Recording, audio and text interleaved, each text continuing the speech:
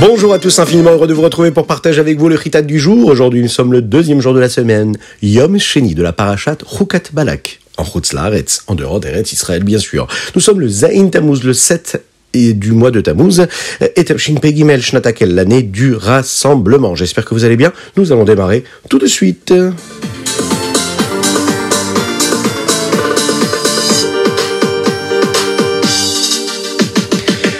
Et dans le Chumash du jour, nous allons parler de Myriam. Vous vous en souvenez, grâce à Myriam, les bénis Israël avaient de l'eau. C'était un miracle. Le puits de Myriam permettait aux bénis Israël d'avoir de l'eau dans le désert. Une fois que Myriam retourne chez Hachem, les bénis Israël vont se plaindre. Hachem a toujours voulu leur donner de l'eau. Donc il dit à Moshe Rabbeinu de prendre son bâton et d'amener tous les bénis Israël pour voir ce qu'il allait faire. Il devait parler au rocher. Et il devait demander à ce rocher de donner de l'eau. Puis, cette eau-là, grâce aux sroutes de Myriam et de Moshe, les bénis Israël pourront avoir de l'eau. C'est de cette façon que les Moshe et Aaron ont réuni tous les bénis Israël, et c'était un miracle que tout le monde a pu voir. Mais il y avait un problème. Ils ne trouvaient pas le rocher d'où provenait le puits de Myriam. Il s'était mélangé à d'autres rochers. Les bénis Israël ont dit, peu importe de quel rocher vous allez prendre de l'eau. Si c'est un miracle, vous n'avez pas besoin de prendre le rocher de Myriam. Mais Moshe était contrarié. Vraiment, est-ce que vous pensez que nous pouvons obtenir d'un rocher dont Hachem ne nous a pas demandé d'obtenir de l'eau ? Bien, pour leur montrer, il a parlé à l'un des rochers, comme Hachem l'avait dit, et ce rocher n'a pas donné d'eau, car ce n'était pas le bon rocher.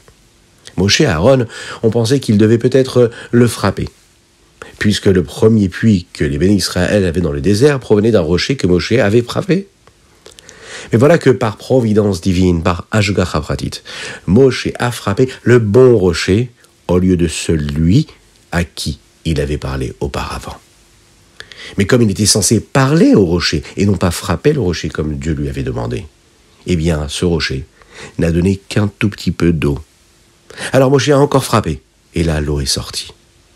À ce moment-là, les bénis Israël avaient de l'eau à boire pour eux-mêmes, pour leurs animaux. Et ce puits est resté avec les bénis Israël jusqu'à ce que Moshe décède.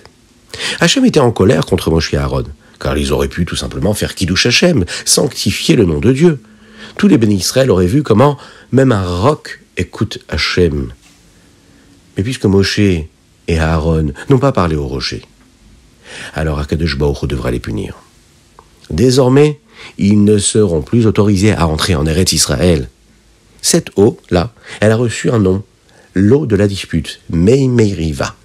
Puisque les bénis Israël s'étaient disputés avec Hachem, Hachem a puni les bénis Israël pour cela, en ne leur donnant pas les terres d'Ammon, de Moab et de Édom. Ils devront attendre Mashiach maintenant. La Chassidut nous explique que frapper le rocher n'était pas la vraie raison principale pour laquelle Moshe ne devait pas entrer en Eretz Israël. C'était comme une excuse, vraiment. La raison principale est que Moshe Rabbeinu était le rabbi de tous les bénis Israël dans le désert. C'était leur maître.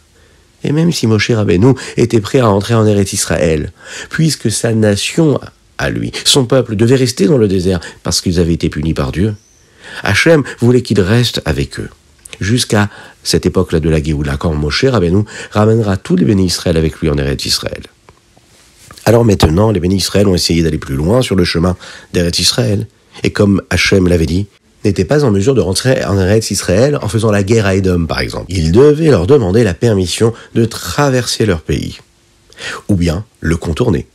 Moshe a donc envoyé des messagers pour leur demander la permission.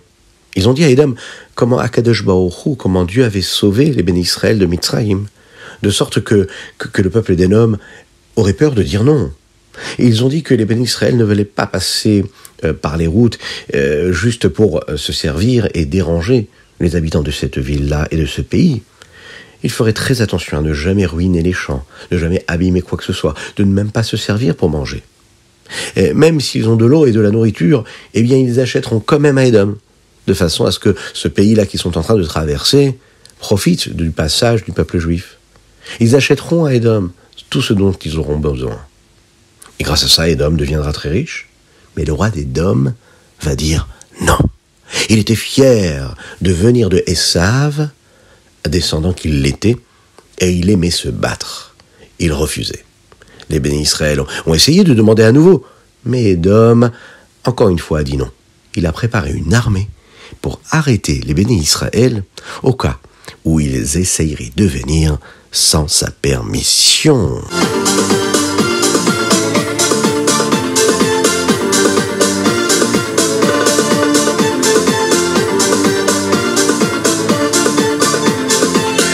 Et nous passons tout de suite au Télim du jour. Aujourd'hui, nous sommes le 7e jour. C'est très important de lire tous les Télim de ce jour-là. Aujourd'hui, c'est du Lamed Tet au Mem Dalet, du 39e chapitre au 44e chapitre. Dans le Télim du jour, il y a un verset qui dit comme ça. Ach betzelem italer ish. L'homme marche souvent dans l'obscurité. Il ne sait pas vraiment là où il va. Il n'y a qu'Akadosh Baruch Hu, que Dieu, qui sait vraiment le chemin où se trouve la véritable vérité.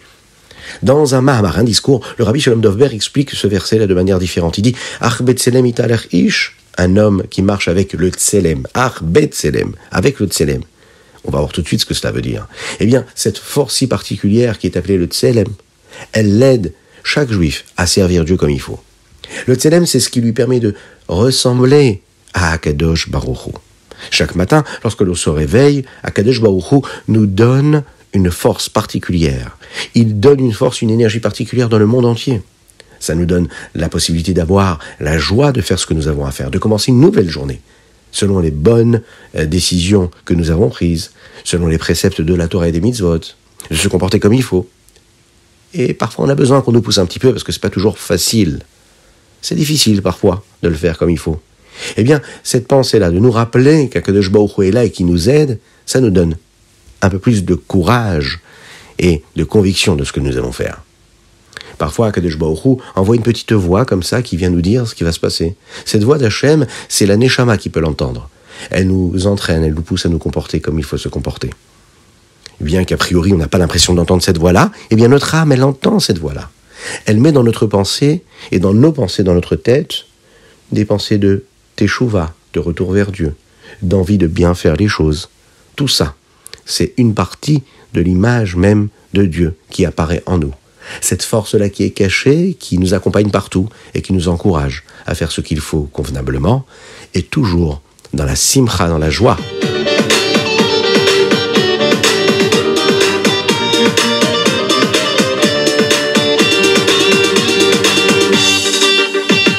Et nous passons au Tanya du jour. Aujourd'hui, nous sommes dans la Igeret Teshuvah. On commence cette nouvelle partie du Tanya, le premier chapitre. Zayin Tammuz Shana Pshuta. Pour chaque juif, il y a la possibilité de vivre selon ce que le Rabbi Shlomo Zalman nous a appelé être un Benoni. Quelqu'un qui s'écarte du mal et qui va vers le bien. Un Benoni ne peut pas faire d'Avera. S'il a fait une Avera, il doit faire tout de suite Teshuvah. Et c'est ce que nous allons voir tout de suite. Un homme peut faire Teshuvah de deux façons. Comme un juif normal ou comme un chassid avec une vitalité particulière et de l'âme. Le Rabbi Shlomo Zalman ici va nous montrer que la neshama, l'âme de chacun, l'intériorité qu'il y a dans chacun, celle qui se dévoile lorsqu'un homme fait teshuva. On retourne vers Dieu, il y a une nouvelle vitalité qui se dévoile en nous. D'abord, le Rabbi Shlomo Zalman nous rapporte ce que dit dans la Gemara, dans le Talmud, dans le traité Yoma. C'est une Gemara qui nous parle du sujet de Yom Kippour, le jour du grand pardon.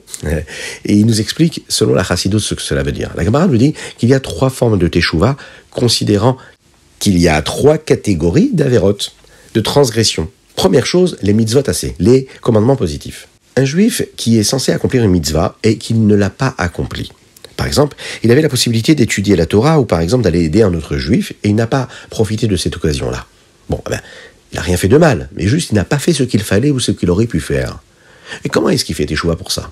Eh bien, il doit s'excuser devant Dieu. Il doit promettre qu'il va faire tout son possible pour que cela ne se reproduise plus. Et là, Hachem lui pardonne. Même s'il n'était pas obligé de le faire, eh bien, Akadosh Baruch Hu lui pardonne et il pourra faire mieux la prochaine fois. La raison pour laquelle le chemin de la teshuva pour une mitzvah positive est si facile, c'est tout simplement parce que tant qu'il n'y a pas de lien avec la chose, eh bien, on n'a pas nécessité de réparer cette chose-là. Toute mitzvah que nous faisons amène Hachem ici-bas dans le monde et permet à Dieu de se dévoiler dans l'âme de l'homme. Alors, chaque fois que je fais une mitzvah, je peux permettre à Hachem de se dévoiler. Bon, j'ai une mitzvah positive qui se présente à moi. J'ai la possibilité de donner la tzedaka et je ne le fais pas. J'ai la possibilité d'étudier la Torah parce que j'ai quelques minutes devant moi, quelques heures devant moi et je ne le fais pas. Ah, j'ai rien fait de mal. Mais si je l'avais fait, j'aurais fait descendre Dieu ici-bas sur terre, je l'aurais dévoilé. J'aurais amené plus de lumière dans l'humanité.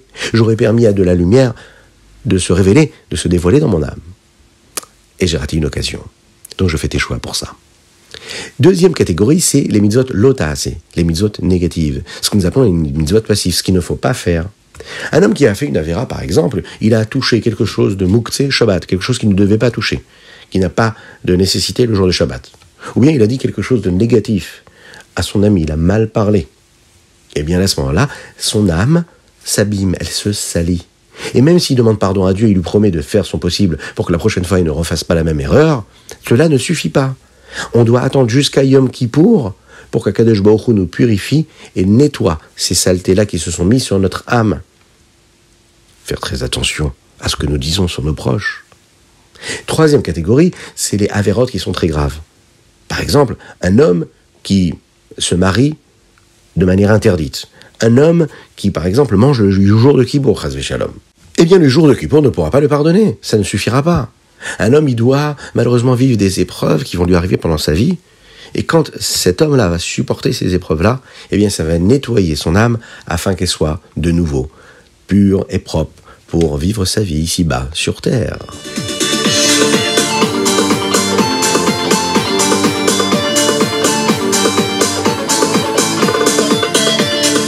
Et nous passons au Hayom Yom.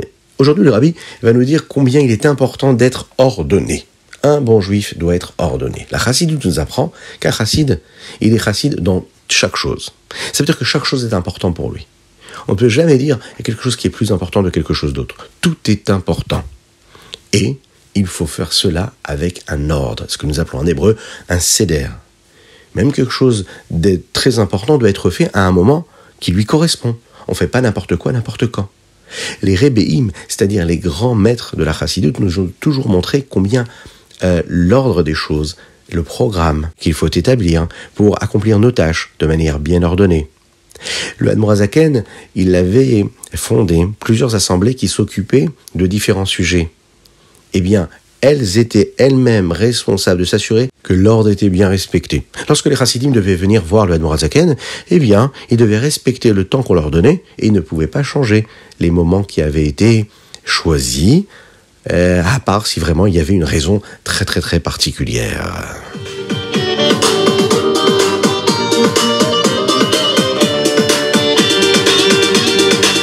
Et nous passons au Rambam du jour Maïmonide d'aujourd'hui. Nous sommes dans l'Ilchot Kiddush HaChodesh, les chapitres 15, 16, 17.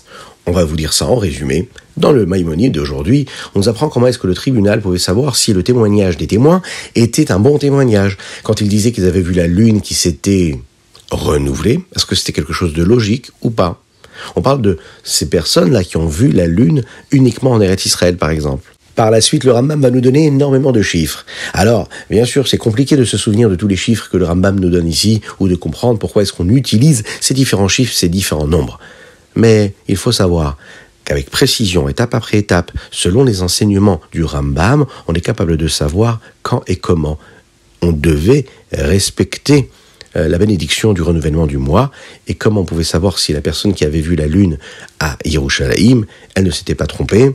C'est des calculs très particuliers, et quand on étudie les lois du Rambam, une étape après une étape, comme il faut, pas à pas, eh bien on est capable de bien maîtriser et de bien comprendre tout cela convenablement.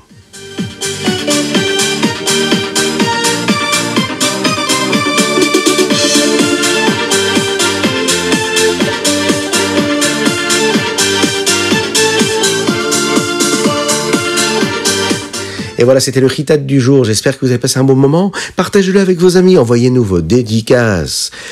Tout simplement sur chitat.fr ou un WhatsApp sur 06 61 76 87 70. Que Dieu vous bénisse, qu'il vous protège. Passez une excellente semaine, une excellente journée, dans la joie la plus totale. Nous avons étudié les Refoua Shelema pour la guérison totale et complète de Avraham Nissim Ben Sultana. On n'oublie pas de mettre une petite pièce dans la tzedaka, parce que quand on met une petite pièce dans la tzedaka, eh bien par cela, Mashiach arrivera.